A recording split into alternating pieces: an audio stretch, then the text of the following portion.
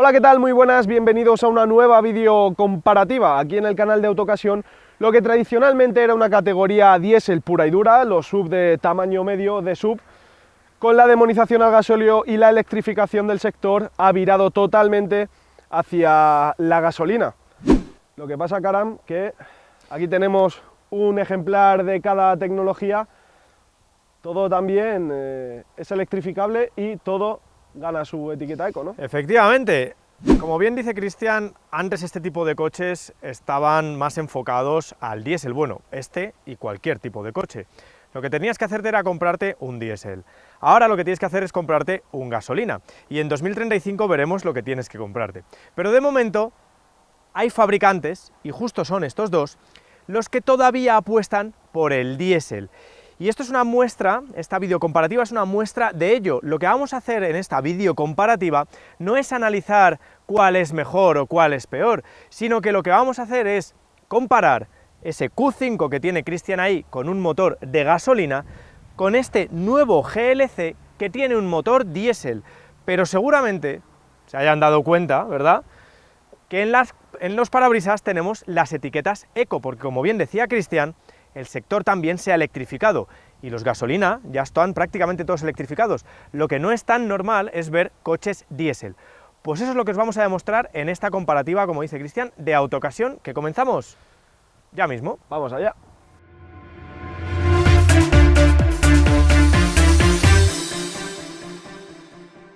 El apartado estético nos lo ventilamos básicamente diciendo que tenemos un conjunto de 4,68 metros de longitud, que tenemos una iluminación, por supuesto, de todo un referente en la categoría como es Audi, full LED en las versiones de acceso de serie, pero en esta unidad tenemos faros matriciales con además pilotos con tecnología OLED.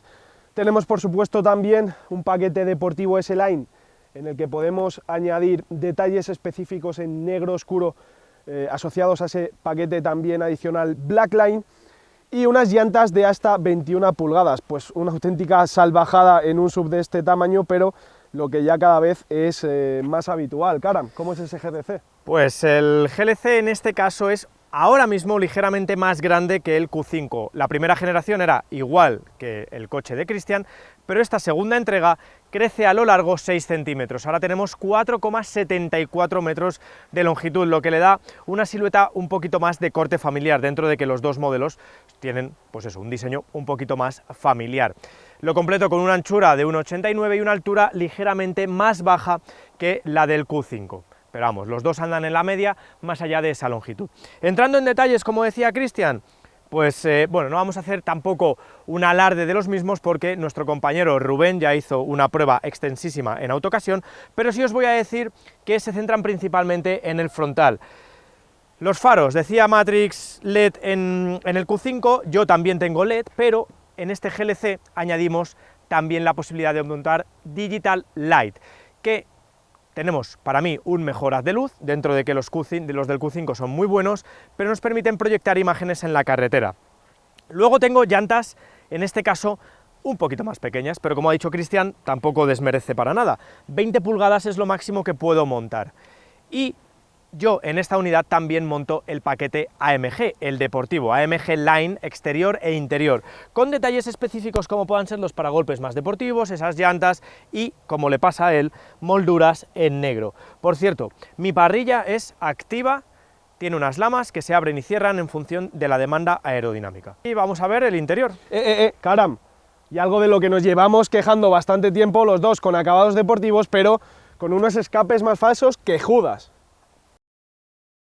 Aquí en el interior del Q5, y pese a que no lleva más de 2 años y medio en el mercado, si lo comparamos con el GLC de nueva factura, pues evidentemente sale perdiendo en el apartado de tecnología, sobre todo por la enorme pantalla central en formato vertical que vemos en el Mercedes. No obstante, aquí tenemos también un Audi Virtual Cockpit Plus muy generoso en tamaño y con una resolución espectacular, y con también unos modos de visualización muy buenos, muy tecnológicos. También tenemos una pantalla central que obviamente, como decimos, no puede competir en lo referente al tamaño con respecto al Mercedes, pero sí tiene una respuesta muy buena, unos gráficos también muy buenos y pues todo tipo de conectividad como no podía ser de otra manera.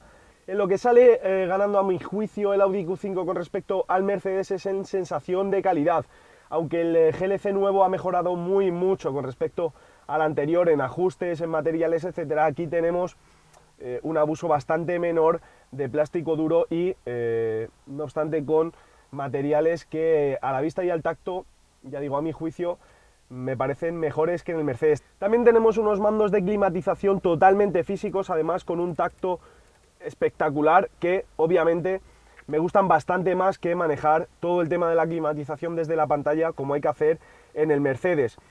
Es verdad también que tenemos aquí una gran pieza en plástico en negro piano, pero es todavía más pequeña que en el GLC y bueno, ya sabemos que no nos gusta usar mucho de ese plástico, así que pues aquí ya digo que da la mejor sensación de calidad. Eso sí, pese a que habría espacio para aprovechar bastantes huecos portaobjetos, no es lo mejor de este Q5. Ya vemos que sí, tenemos aquí un pequeño cajón, pero no entra ni de lejos un móvil, en este tampoco.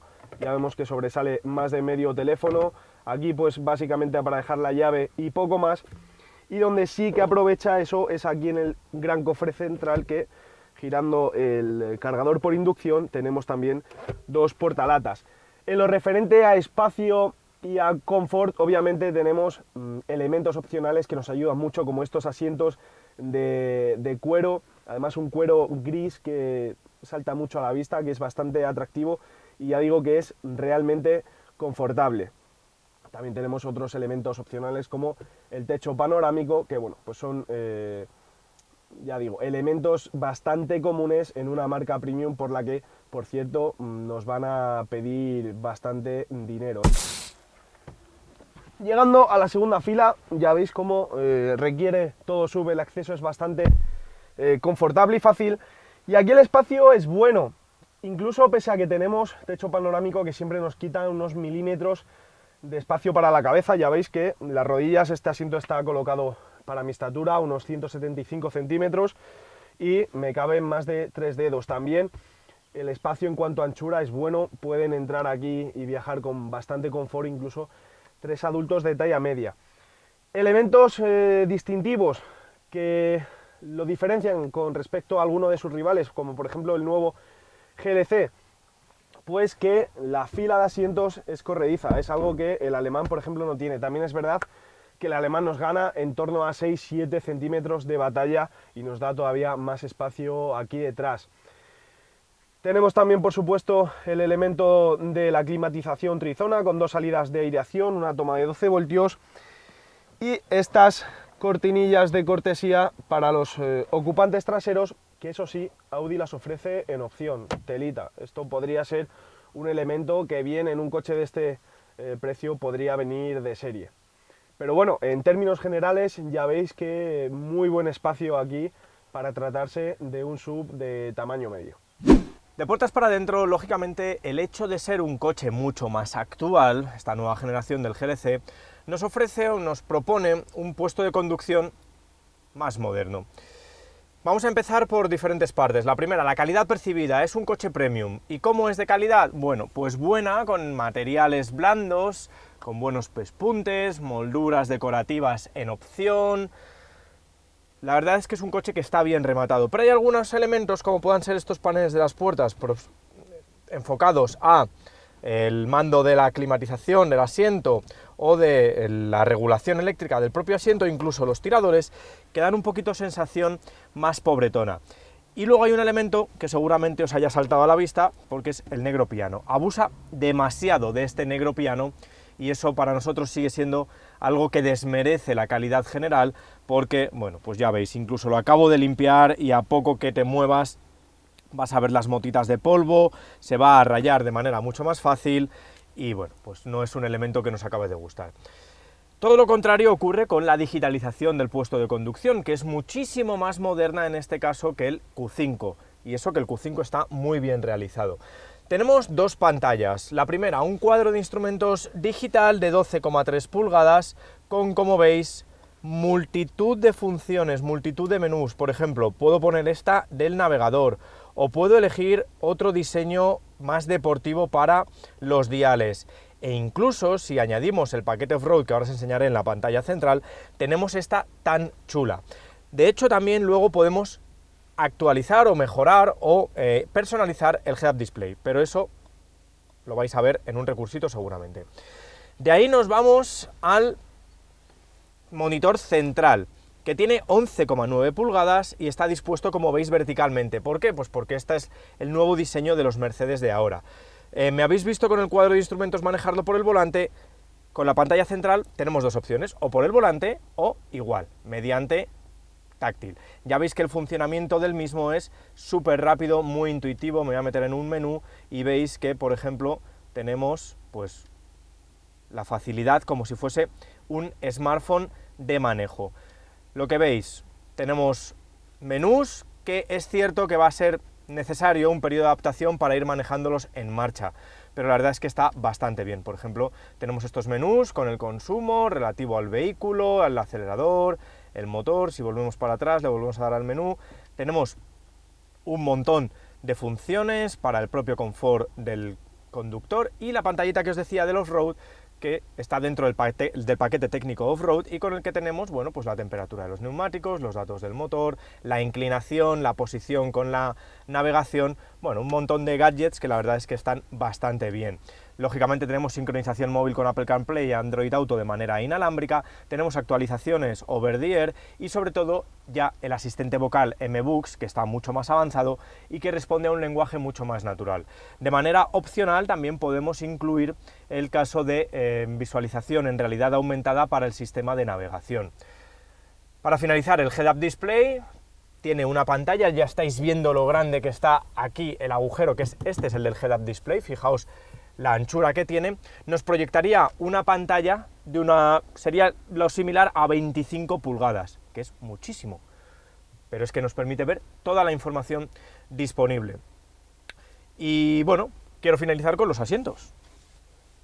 Tapizados en piel, hay otra opción en cuero napa, en función de el dinero que tengas, y la verdad es que en este caso recogen muy bien, pese a llevar el paquete AMG, no son del todo deportivos, pero la verdad es que recogen bastante bien. En líneas generales este coche me está gustando mucho en su zona delantera, pero vamos a verlo en la zona trasera, a ver si es más grande o más pequeño que el de Christian. Accedemos a la parte trasera y quiero que me veáis porque en la delantera ya me habéis visto sentado y es para ver, bueno, pues como buen SUV, además medio, el acceso es cómodo, plano, no tenemos que tirarnos hacia abajo y la verdad es que es muy confortable.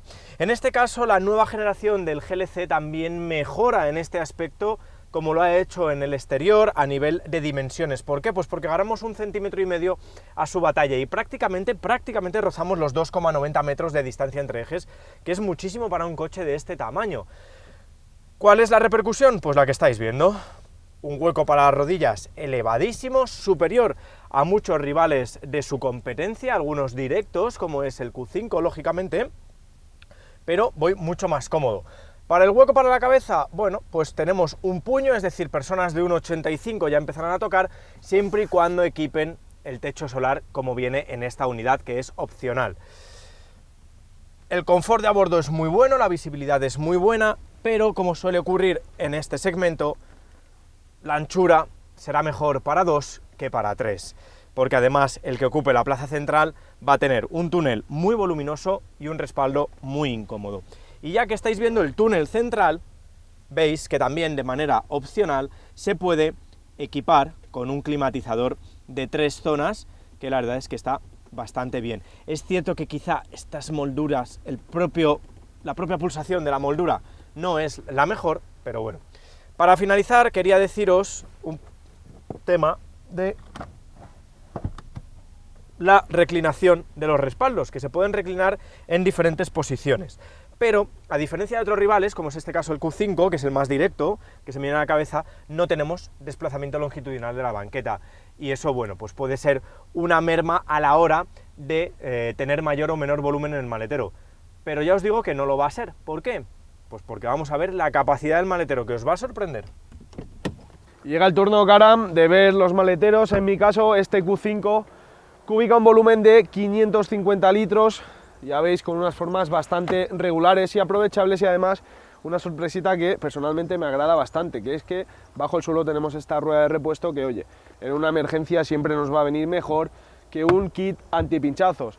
550 litros no es un mal dato, teniendo en cuenta que ya estamos en una era en la que todos son híbridos enchufables y con baterías más grandes que las que montan estos híbridos ligeros, microhíbridos, pues oye, nos da ese plus de capacidad que siempre nos viene bien, ¿no? ¿Tú qué ubicas? Estoy completamente de acuerdo contigo, Cristian. Estamos en una era muy electrificada en la que maleteros ya de este porte ya empiezan a no verse. Pasa lo mismo con este GLC, que en este caso ha crecido, antes era igual que el Q5, pero en esta nueva generación ha crecido unos 50 litros, por lo tanto ya rozamos, bueno, incluso superamos por poquito los 600 litros. Esto le permite colocarse en el puesto de cabeza de ese segmento, pero en este caso, si estás buscando también practicidad, como decía a lo mejor Cristian, bueno, ya habéis visto que el volumen es bastante regular, la profundidad, la anchura, portón eléctrico en los dos, la cortinilla, pero a diferencia del Q5, mi unidad tiene también un doble fondo, no tiene rueda de repuesto y, lo que es peor, no tiene la disposición para ella, sino que ya directamente veis que está el kit antipinchazos. En este caso, ese puntito favorable para el Q5, que me lo gano yo con tener 50 litros más de maletero, pero nos quedamos con eso, ¿verdad? Con que tenemos maleteros gigantescos y no volúmenes de 400 litros con la hibridación enchufable. Eso es. Una de cal, una de arena, pues vamos a conducir, ¿no? Venga. Mientras os vais suscribiendo, a veces falla, dando like, y vamos a ver cómo van estos dos coches.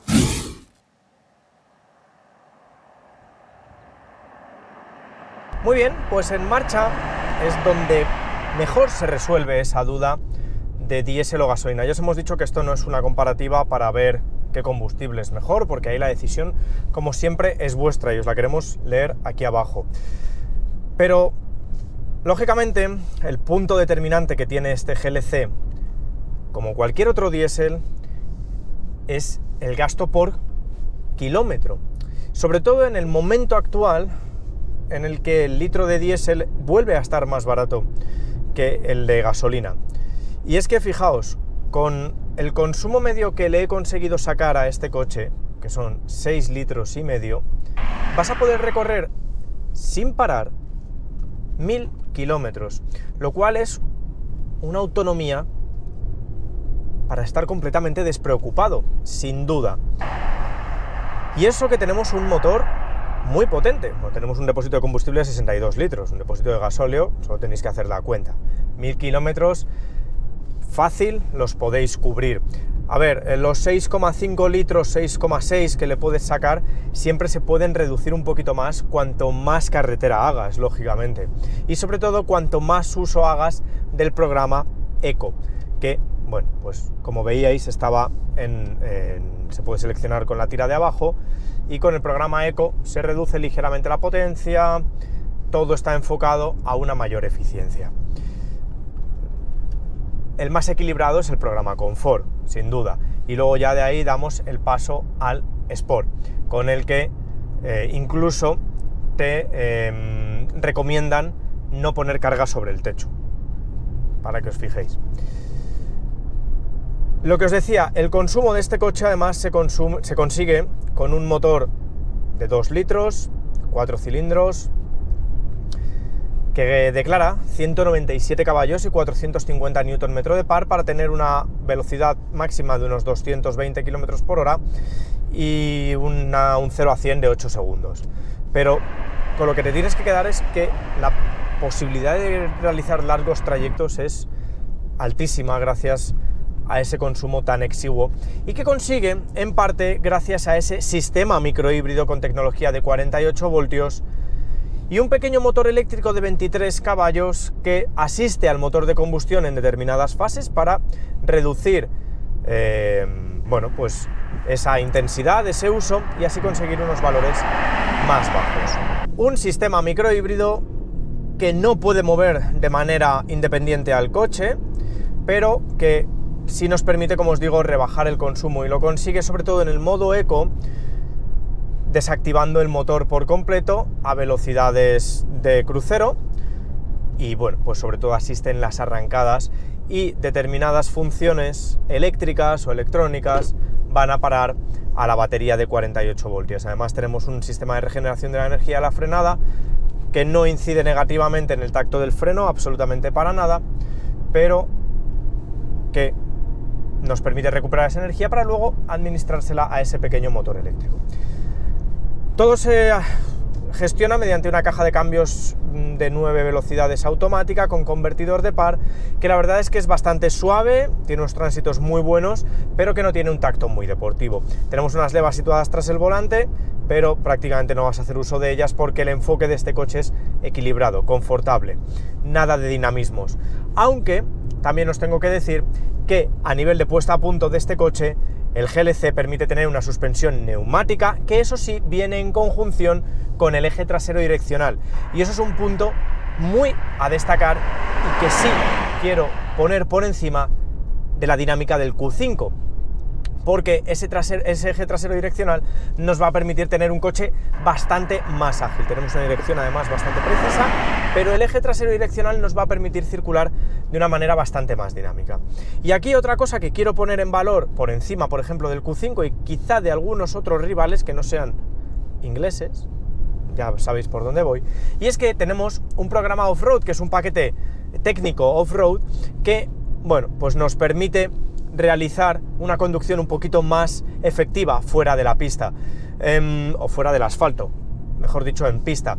Ojo, no tenemos una altura libre al suelo descomunal, de hecho es menos de 15 centímetros, y los neumáticos de 20 pulgadas, con llanta de 20 pulgadas, quizás no sean los más óptimos, pero las cualidades que demuestra este GLC están un poquito por encima de la media. Además tenemos en el menú la pantalla off-road, que bueno, ya lo habéis visto en el interior, nos permite tener una información clara y concisa y al primer golpe de vista de todo lo que acontece en el vehículo. Para finalizar, quiero deciros que esta versión o esta generación del GLC es la más electrificada, ya lo habéis visto, de la historia, porque es que además tenemos una versión híbrida enchufable diésel con etiqueta 0. Por lo tanto, la combinación de los dos mundos, ahí la tenéis. Como en la mayoría ya de fabricantes rivales directos de Audi, es decir, en el segmento premium, la gama está totalmente electrificada. Es verdad que tenemos los dos híbridos enchufables con alta electrificación, con alta hibridación, y los demás motores pues recurren a la hibridación ligera. Por tanto, los consumos no van a ser notablemente más bajos que en versiones de modelos anteriores, pero lo que sí que nos hacen es ganar la etiqueta eco de la DGT, que obviamente es un plus muy a tener en cuenta. En este caso conducimos la única versión disponible de gasolina, quitando por supuesto los híbridos enchufables. 45 TFSI, 265 caballos, que recurre a hibridación de red eléctrica de 12 voltios. Y ahora es donde viene la pregunta que antes nos hacíamos. Sub del segmento D, Premium, diésel, gasolina o híbrido enchufable. Pues evidentemente esto va a depender de las necesidades, ¿no? Pero ya os digo que de primeras el gasolina lo quitaría, sería el primero que quitaría de la ecuación. ¿Por qué? Es el más prestacional, es verdad que funciona muy bien, tiene una respuesta muy directa, ya decimos, estamos hablando de 265 caballos y unos 330 Nm de par. Es verdad que según qué momentos notamos pues unas sensaciones deportivas que no están nada mal para un SUV de este tamaño, pero evidentemente no hay mucha lógica que lo mantenga vivo durante mucho más tiempo. ¿Por qué? Más allá, por supuesto, de esa ligera electrificación. Pues ¿por qué? Porque el que recurre a este segmento, a esta categoría, lo hace fundamentalmente porque recorre muchos kilómetros en autovía, viaja mucho, ¿no? Y hoy por hoy, pese a lo que os diga Europa, pese a lo que os diga el gobierno de España, pese a lo que os diga cualquier cuñado que os podáis echar a la cara, el diésel sigue vivo, sigue muy vivo y es la mejor alternativa para recorrer largas distancias. Evidentemente no vamos a poder hacer mejores cifras de consumo en este 45 TFSI que las que vamos a conseguir en un 35 o en un 40 TDI. Y es que aquí nos movemos en unas medias ahora mismo de casi 10 litros. Es verdad que hemos entrado en ciudad. Para que os hagáis una idea, el contexto está en un 33% más o menos ciudad, vías reviradas y autovías. Es verdad que lo podíamos haber bajado hasta 9 litros y medio, un poquito menos, 9,3 litros, porque al estar grabando lo hemos dejado un ratito encendido, etcétera. Pero de ahí ya os digo que os va a ser muy complicado bajar. Y en autovías 100%, pues vamos a superar incluso por poquito los 8 litros. Ya os digo que son medias que no tienen nada que hacer con la cifra media de consumo que vamos a obtener en un diésel, que además, como ya os digo, trae también la etiqueta eco, así que vamos a salir ganando por doble partida, incluso por triple partida, porque el precio base del diésel, de cualquiera de los dos diésel, es más bajo que este 45 TFSI, como lo llama Audi comercialmente, de gasolina. Por tanto, así a priori, pues no encuentro muchos argumentos para quedarme con este gasolina, más allá de las prestaciones, que es verdad que es el más prestacional, tiene una velocidad punta de 240 km por hora y hace el 0 a 100 en 6 segundos, que no es nada mal para tratarse de un diésel de este tamaño y peso, de un gasolina, perdón, de este tamaño y peso. ¿Que quieres este Q5? Pues sí, para hacer algún que otro viaje durante el año, pero también como único coche fundamentalmente para circular por ciudad, pues tienes cualquiera de los dos híbridos enchufables. Tienes un híbrido enchufable de 300 caballos y uno más potente de 370 caballos, que la verdad también le veo poca lógica, porque prioriza esas prestaciones, pero te ofrece más o menos la misma autonomía eléctrica. Por tanto, ese 50 TFSI-E que te dice que es un híbrido enchufable. Ya digo, para ciudad, ese híbrido enchufable puede ser una muy buena alternativa, y para el que vaya fundamentalmente a hacer kilómetros por autovía tiene cualquiera de los dos diésel disponibles. Incluso yo personalmente me iría antes a por el 40 que a por el 35 TDI, porque es verdad que esa diferencia de potencia entre 163, el más bajo, y 204 caballos puede marcar diferencias a la hora de cargar el coche, llevar ocupantes, etc. También tenemos un diésel más potente, todavía más prestacional y con estética todavía más deportiva, que está firmado además por Audi Sport. Es el SQ5, que, como digo, recurre a un V6 diésel y pues declara más de 300 caballos, que no está tampoco nada mal. Pues el que quiera prestaciones y todavía consumos más competitivos que los de este 45 TFSI, tiene ese SQ5. Ya digo, por tanto, hemos repasado toda la gama y, por cierto, una gama totalmente, ya decimos, electrificada, pero además todos los motores están asociados a un cambio automático S-Tronic. No encuentro muchos motivos para, entre todos, teniendo en cuenta que es un coche que va bastante bien, pues decantarnos por el motor de gasolina. Ya digo que con los demás motores no le encuentro mucha lógica. Esta versión en concreto también se asocia al sistema de tracción total 4, que siempre nos da un plus de seguridad, sobre todo cuando el terreno, cuando la superficie se vuelve menos adherente, más resbaladiza, y también, por supuesto, cuando queremos dejar atrás el asfalto para meternos en una pista de tierra que, eso sí, no esté demasiado rota para no encontrar demasiadas dificultades. En línea con eso tenemos también en el selector de modos de conducción dos modos directamente enfocados para el off-road, ya digo entre comillas, que pues hace aumentar esa altura libre de la suspensión neumática y, por así decirlo, acondicionar también la respuesta mecánica a unas necesidades o a un requerimiento distinto del que tendríamos en asfalto. A partir de ahí, ¿cómo va dinámicamente el Audi Q5? Pues nuestra unidad monta la suspensión neumática opcional, que sin duda, y dado que los extras de Audi y de cualquier otro fabricante premium son bastante caretes, está a un precio que me parece bastante correcto. Hablamos de unos 2.200 euros por montar una suspensión neumática en un coche que se supone o se presupone familiar y que nos va a dar siempre un plus de confort, que además, asociados a las llantas de 21 pulgadas con ese flanco del 40% del ancho 255 se comporta de una forma bastante cómoda. Ya decimos que no somos muy fanáticos de llantas enormes como este caso, pero es verdad que aquí además, asociada a la suspensión neumática, logramos bastante comodidad en todas las circunstancias. Luego es verdad que el que quiera un poco de tacto más deportivo en una carretera de curvas se va a tener que andar con mucho ojo, porque las inercias y las derivas van a estar presentes, ya decimos, en un coche pues de más de 2000 kilos.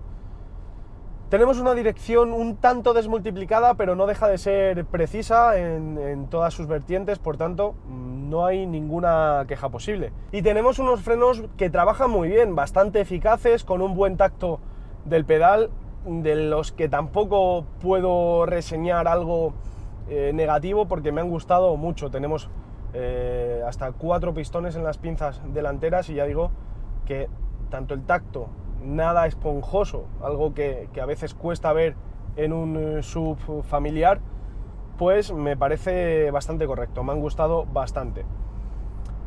Poco más que deciros, sobre todo era una videoprueba muy enfocada a responder esa pregunta, ¿no? De si la vertiente que estaba tomando el mercado era la correcta. Desde nuestra humilde opinión parece ser que no, porque el diésel no tiene nada que ver con los diésel de hace 20 años, que obviamente pues eran unas bombas de emisiones. Ahora todo ha cambiado, también tenemos electrificación en ellos y siguen siendo la razón más lógica para viajar, y hasta para no simplemente viajar ya en categorías, en modelos de este tamaño, de tamaño mediano a grande. Decidnos vosotros qué opináis en comentarios y venga, vamos a hablar de precios. Karam, ¿Qué? vamos a responder la pregunta que nos hacíamos al principio, tío. Venga. ¿Es lógico este tipo de vehículos una compra gasolina? Pues personalmente, y creo que tú estás conmigo, no.